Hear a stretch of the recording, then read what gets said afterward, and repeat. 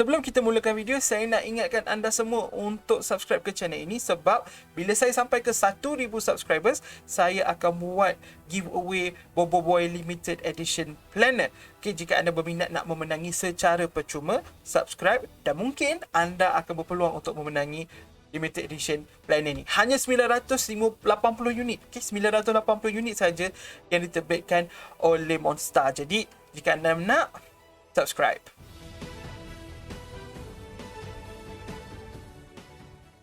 Hai semua, Assalamualaikum. Selamat datang ke channel saya. Hari ini saya nak cerita tentang potensi sebenar Bobo Boy Gamma. Kalau anda tak tahu Bobo Boy Gamma ni apa, sebenarnya Bobo Boy Gamma ni belum pun wujud lagi dalam dunia Bobo Boy. Cuma kita semua anggap yang selepas Bobo Boy Solar menjadi lebih powerful, dia akan berubah jadi Bobo Boy Gamma.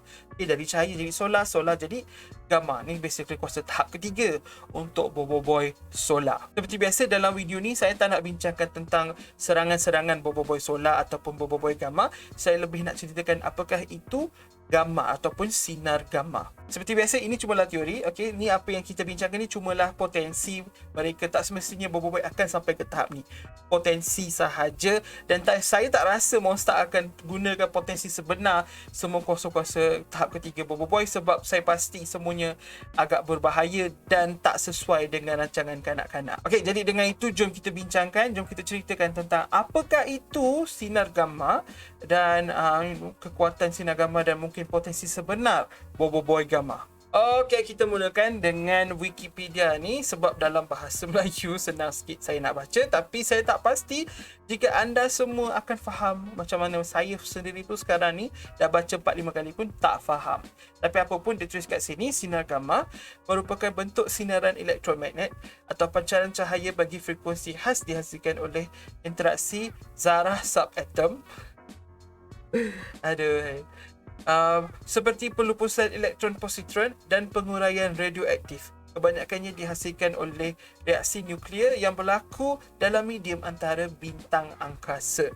So basically dia nak cakap kat sini yang gamma ni adalah satu sinaran elektromagnet yang dihasilkan oleh pelupusan elektron-positron dan penguraian radioaktif. Basically tempat yang paling mudah untuk kita jumpa sinar gamma adalah matahari. So solar. So sesuai lah kuasa ini daripada solar dia jadi gamma. Apa-apa pun benda yang radioaktif pun akan keluarkan gamma. Okay, sinar gamma dekat atas muka bumi pun banyak, tapi yang buat masa ni yang paling besar dalam alam sekitar kita adalah matahari sendiri. Kalau korang nak baca sendiri, korang boleh search sahaja sinar gamma dekat Google dan korang akan dapatlah website ni, korang boleh baca sendiri. Kalau saya nak terangkan satu persatu, saya sendiri pun akan ada masalah. Okey, kena cari seorang ahli fizik lah yang boleh terangkan satu persatu. Anyways, kita sambung. Pancaran gamma biasanya dicirikan sebagai EMR. EMR dia dah bagi tahu sinaran elektromagnet mempunyai frekuensi dan tenaga tertinggi dan juga panjang gelombang terpendek. Saya akan tunjukkan gambar dekat atas ni apa maksud benda ni. Dalam spektrum sinaran elektromagnet, contoh foton berkuasa tinggi. Disebabkan kandungan tenaga tinggi ini yang mampu menyebabkan kerosakan serius apabila diserap oleh tisu hidup. Alright, kita akan cerita sikit berkenaan foton. Okay, so foton di dalam fizik merujuk kepada zarah asas yang bertanggungjawab terhadap penghasilan semua fenomena elektromagnet.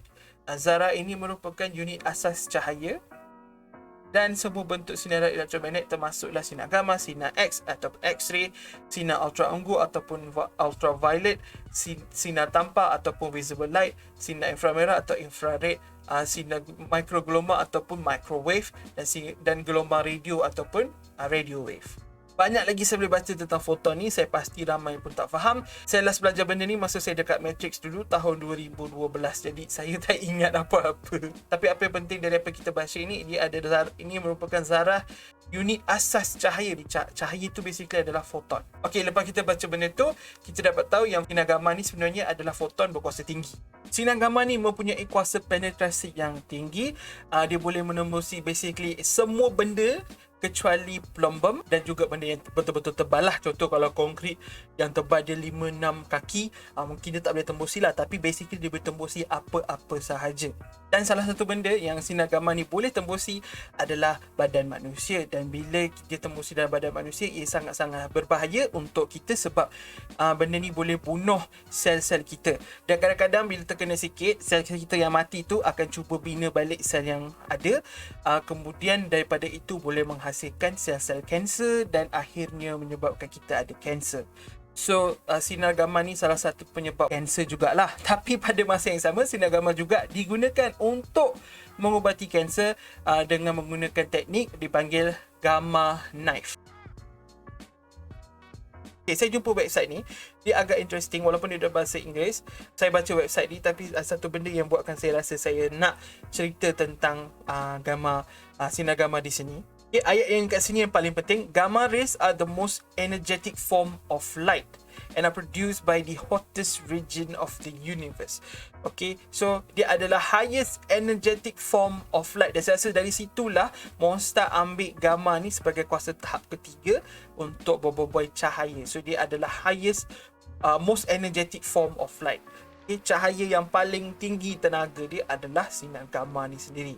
So sebab itulah berbuai yang tahap ketiga untuk cahaya adalah berbuai gamma, yang sesuai sangat sebab gamma pun terhasil banyak daripada matahari. Okey, sebenarnya banyak sangat sinar gamma ni datang dari matahari, cuma atmosfera bumi berjaya sedut dan tidak mengapa-apakan bumi. Jika tak ada atmosfera, okey, dah lama dah semua benda dekat bumi ni mati. Okey, kita semua akan mati oleh kerana gamma ray ni. Dia juga ada tulis dekat sini, gamma ray burst can release more energy in 10 seconds than the sun will emit in its entire 10 billion years lifetime. So, maksudnya kalau berlakunya satu dipanggil gamma ray burst dekat matahari, so, tenaga yang dikeluarkan daripada gamma ray burst tu dalam masa 10 saat akan jadi lebih banyak, lebih tinggi daripada keseluruhan tenaga yang dihasilkan oleh matahari dalam masa 10 bilion tahun. Jadi, gamma ray burst tu pernah berlaku di alam, di galaksi-galaksi lain, tapi bukan dekat galaksi kita. Tetapi kalau benda tu berlaku dekat galaksi kita, maksudnya kita akan musnah, atau planet akan musnah. So ceritanya di sini, yang berbuai gamma ni, jika dia melakukan sejenis serangan letupan atau letupan gamma dan sebagainya, dia akan jadi cukup kuat untuk menghancurkan basically apa-apa sahaja, sebab tenaga yang dihasilkan adalah sangat-sangat tinggi. So itulah yang saya ambil, sebab berbuai ni saiz dia bukan saiz matahari kan, tapi pada masa yang sama dia juga boleh menghasilkan tenaga yang mungkin jauh lebih tinggi daripada berbuai solar, apa yang berbuai solar boleh buat selama ni. Itulah saya rasa potensi tertinggi untuk gamma. Okey, kalau berbuai solar gunakan serangan solar 10 kali, sama dengan sekali je berbuai gamma punya serangan, mungkin macam tu. Itulah kekuatan, saya rasa potensi sebenar berbuai gamma. Bukan sahaja berbuai gamma potensi sebenar dia boleh menyebabkan kanser, tapi pada masa yang sama saya rasa Monster akan ambil kelebihan berbuai gamma tu dan mungkin gunakan teknik seperti gamma knife tu menjadikan satu teknik untuk berbuai. Mungkin tangan berbuai keluar cahaya, so jadi gamma knife boleh potong-potong ke apa. Dan juga satu lagi, tenaga yang berbuai akan lepaskan daripada berbuai gamma ni adalah sangat tinggi dan mungkin sangat-sangat putih kata destruktif, dan saya rasa berbuai gamma akan jadi salah satu berbuai, bukan salah satu berbuai yang mesti, saya rasa berbuai yang paling kuat yang wujud selepas ini. Kita tengok juga retakan ada guna serapan gamma dan sebagainya, mungkin berbuai juga akan boleh gunakan kuasa tu, kita pun tak pasti. Tapi yang penting berbuai gamma semestinya jauh lebih kuat daripada berbuai solar. Itulah yang saya nak cuba sampaikan dari tadi, dari awal video ni. Saya nak beritahu kalau korang rasa berbuai solar ni kuat, gamma lebih kuat. Okay, alright, faham tak? Okay, itu sahaja untuk video kali ni. Sebab apa? Sebab kalau saya nak cerita panjang-panjang sangat, saya takut saya kelirukan diri saya sendiri dan saya bagi fakta sains yang salah. Jika anda salah seorang saintis ahli fizik yang pandai pasal benda ni, tolonglah betulkan saya dekat bawah. Saya akan pin komen yang betulkan saya dekat bawah, sebab saya memang pasal benda ni saya dah lupa, dan saya pun sendiri bukan saintis atau ahli fizik yang boleh suka-suka cerita pasal benda ni. Tapi apa-apa pun saya dah belajar sikit tentang sinar gamma, dan saya harap anda semua kat luar sana pun dah belajar sikit tentang sinar gamma. Kalau korang nak belajar lebih lagi pasal sinar gamma ni, korang kena ambil subjek fizik. Bila korang boleh belajar fizik, dan fokuslah pada subjek yang ujung-ujung sekali tu, di mana kita akan belajar tentang nuclear physics, dan kita akan jumpalah sinar gamma, sinar alpha, sinar beta dan sebagainya. Apa-apa pun, terima kasih kerana menonton. Pastikan kita tak ada sinar gamma dekat badan kita. Jaga kesihatan, jangan lupa untuk basuh tangan. Okey, kita masih dalam pandemik lagi kawan-kawan, adik-adik. So yes, jaga kesihatan. Jumpa lagi di video akan datang. Bye bye.